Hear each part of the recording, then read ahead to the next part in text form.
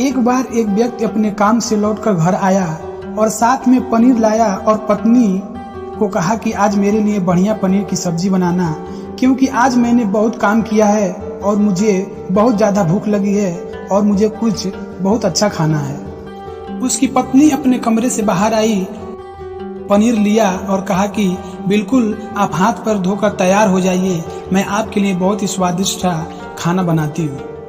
वो व्यक्ति फ्रेश हो गया और टीवी देखने लगा और इंतजार करने लगा सब्जी बनने का, ताकि वो उसे कहा सके। किचन से बहुत अच्छी खुशबू आ रही थी। वो व्यक्ति बस सोच रहा था कि जल्दी से खाना बन जाए ताकि मैं अपनी भूख मिटा सकूं। लगभग 1 घंटे के बाद खाना बनकर तैयार हो गया।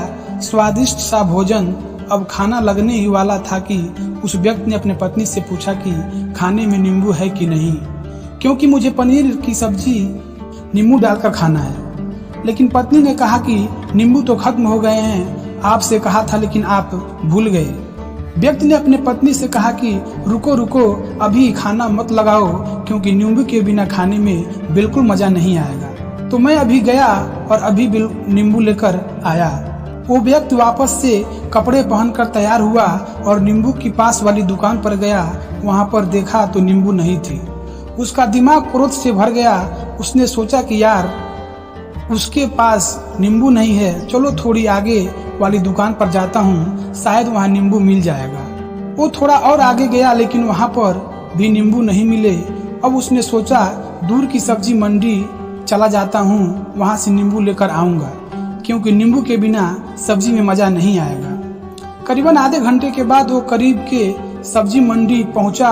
वहाँ पर उसे नींबू मिल गया और वो बहुत खुश हुआ कि चलो नींबू मिल गया और मैं अब घर में जाऊंगा, सब्जी में नींबू डालकर अच्छे से सब्जी खाऊंगा।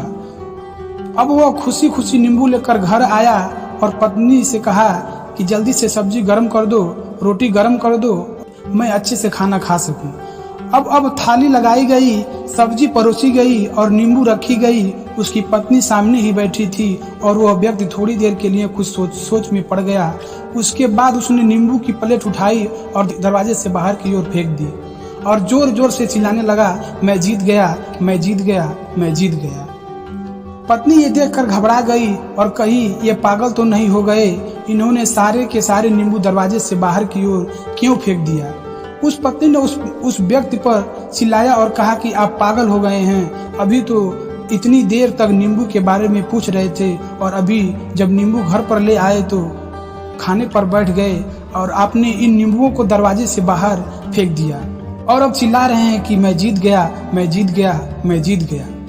पत्नी पूछी, आप किस चीज में जीत गए, हुआ क्या? अब व्यक्ति खुशी खुशी बैठ गया और अपनी पत्नी से कहा, आप भी बैठो, इत्मीनान रखो, बताता हूँ कि क्या हुआ। आज सुबह से ही मेरी जीत मुझे अपने बस में करने की कोशिश कर रही थी। जब मैंने बहुत काम कर लिया तो मुझे बहुत तेज भूख लगी। जब मैं घर पर आया तो तुमने बहुत ही स्वादिष्ट सब्जी बनाई, उसकी खुशबू मेरे नाक में गई। फिर मेरे जीभ ने कहा कि इसे अब नींबू चाहिए। मैं पास वाली दुकान पर गया, लेकिन वहाँ नींबू नहीं मिले। थोड़ी और दूर गया, वहाँ पर भी नहीं मिले। मुझे उसने और दूर लेकर गई, उसके बस में आ गया और जैसे ही वह कहती रही वैसे मैं करता गया।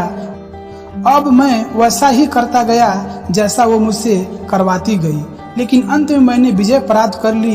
मैंने उसे उठाकर बाहर फेंक दिया और कह दिया कि तुम्हारा मुझ पर कंट्रोल नहीं, बल्कि मेरा तुम पर कंट्रोल है और मैं जीत गया।